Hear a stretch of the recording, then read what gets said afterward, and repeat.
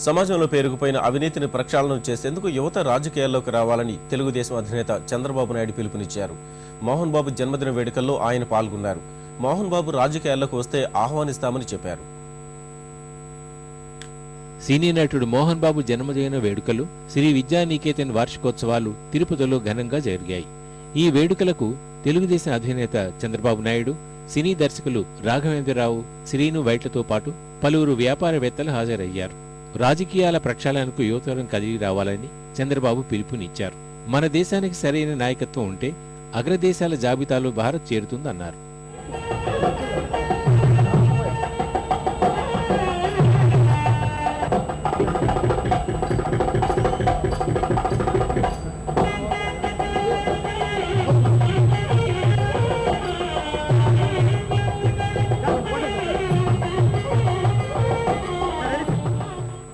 మీ అందరి భవిష్యత్తు నిర్ణయించేది రాజకీయాలు.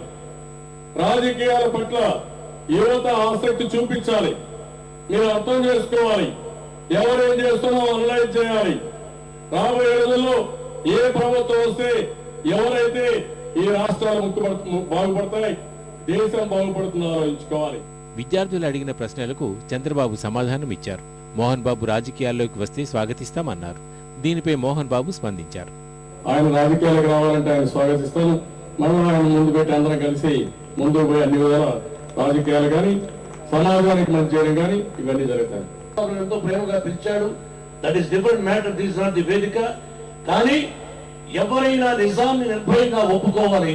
9 సంవత్సరాలు ఎంత అద్భుతంగా పరిపాలించి న్యాయంగా ధర్మంగా ఎంత చేశాడో మీకు తెలుసు.